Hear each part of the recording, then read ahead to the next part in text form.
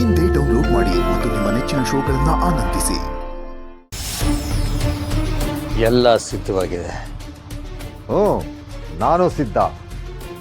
ಇವತ್ತು ನೀವು ಮಾಡೋ ವಾದಕ್ಕೆ ಆ ವೆಂಕಟನಾಥ ಹೆದರಿ ಬೆದರಿ ಮಠಾನ್ ಮಾತ್ರ ಅಲ್ಲ, ಈ ಊರ್ನೇ ಬಿಟ್ಟು ಹೋಗ್ಬೇಕು. ಹೋಗಿಸ್ತೀನಿ. ನನ್ನ ಹತ್ರ ಬೇರೆ ಇದೆ ಶಕ್ತಿ ಇದೆ.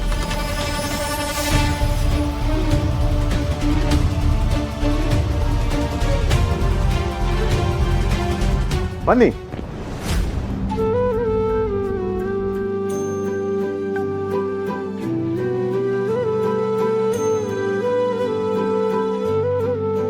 ಗುರುಗಳೇ, ಅದೇನು ತದೇಕ ಚಿತ್ತದಿಂದ ವೆಂಕಟನಾಥನನ್ನೇ ನೋಡ್ತಿದ್ದೀರಿ?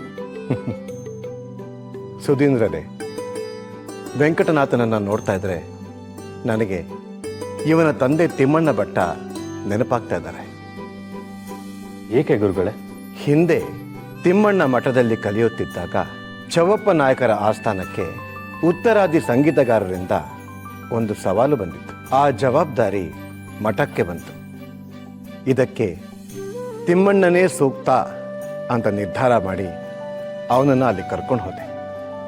ಅಲ್ಲಿ ತಿಮ್ಮಣ್ಣ ಸ್ಪರ್ಧೆಯಲ್ಲಿ ಗೆದ್ದು ಪಂಡಿತರಿಂದ ಮಹಾರಾಜರಿಂದ ಹೊಗಳಿಸ್ಕೊಂಡು ಸನ್ಮಾನ ಬಿರುದುಗಳನ್ನ ಪಡೆದ. ಈಗ ಅಂಥದ್ದೇ ಇನ್ನೊಂದು ಪ್ರಸಂಗ ವೆಂಕಟನಾಥನಿಗೆ ಬಂದಿದೆ.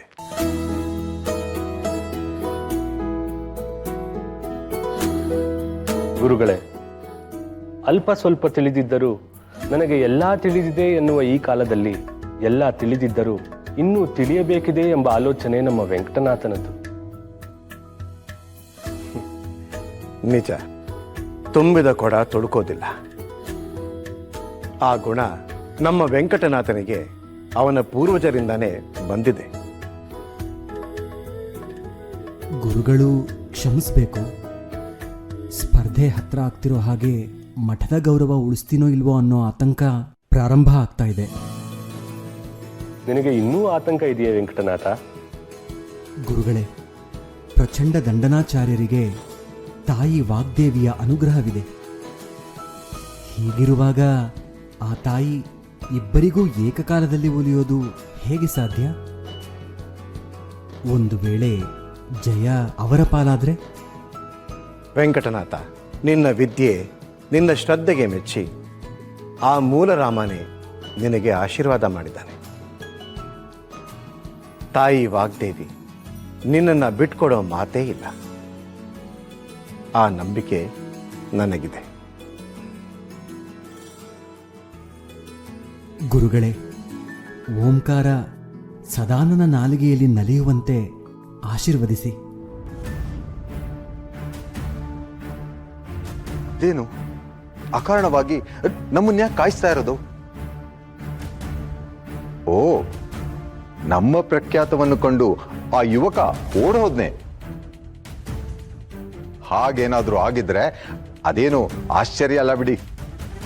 ಆದರೆ ಮಲ್ಲ ಯುದ್ಧಕ್ಕೆ ಸಿದ್ಧನಾದ ಪಟುವಂತೆ ನಾನಿಲ್ಲಿ ಕಾಯ್ತಾ ಇದ್ದೀನಿ. ಈ ಸಮಯದಲ್ಲಿ ಹಾಗೆ ಮಾಡೋದು ಸರಿಯಲ್ಲ ಬಿಡಿ. ಇರ್ಲಿ, ಇದ್ಯಾವುದೂ ನನಗೆ ಹೊಸ್ತಲ್ಲ.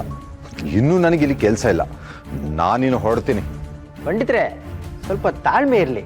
ನೀವು ಹೇಳಿದೆಲ್ಲಾನು ಸರಿನೇ. ಆದ್ರೆ ನಿಮ್ಮೆದುರು ಸೆಣಸಾಡೋಕೆ ಸಿದ್ಧನಿರೋ ಆ ಶೂರ ವೆಂಕಟನಾಥ ಸ್ವಯಂ ಘೋಷಿತ ಬುದ್ಧಿವಂತ ಅನ್ಕೊಂಡಿದ್ದಾನೆ.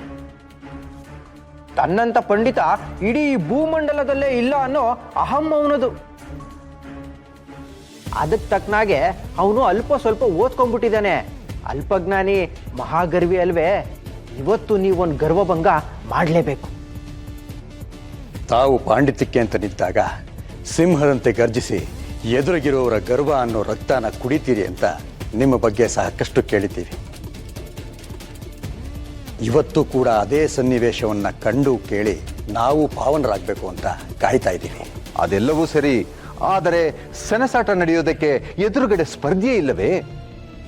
ನನಗೆ ಸರಿಸಮ ಅಲ್ಲದೆ ಹೋದ್ರೂ ಆ ವ್ಯಕ್ತಿ ನನ್ನ ಎದುರಾಳಿ ಸ್ಪರ್ಧಿ ಅಂತ ಒಪ್ಕೊಂಡಿದ್ದೀನಿ.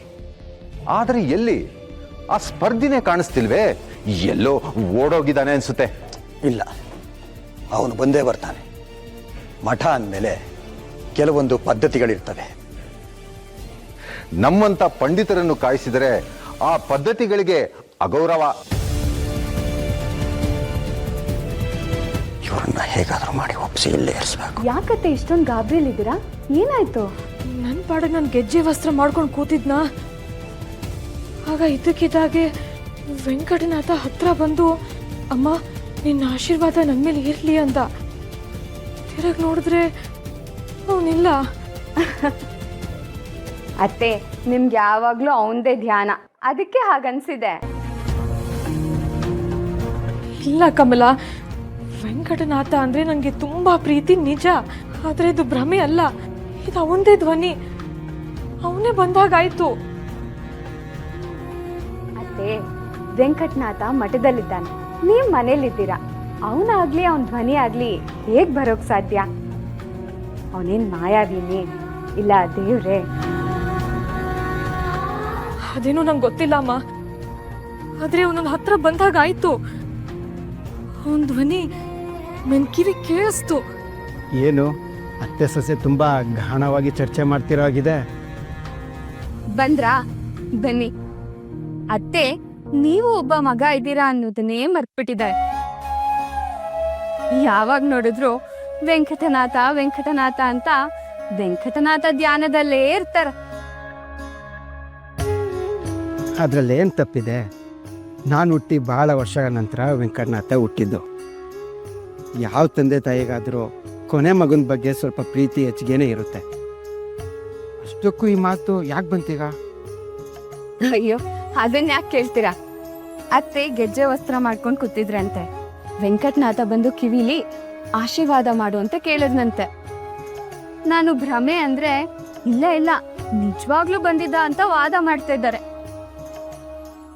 ನೀವಾದ್ರೂ ಹೇಳಿ. ಅಮ್ಮ ಹೇಳ್ತಿರೋದು ನಿಜನೂ ಆಗಿರ್ಬೋದು.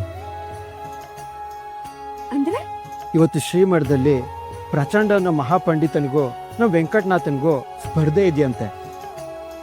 ಇಲ್ಲಿವರೆಗೂ ಆ ಪ್ರಚಂಡನ್ನ ಯಾರು ಸೋಲ್ಸಕ್ಕಾಗಿಲ್ವಂತೆ.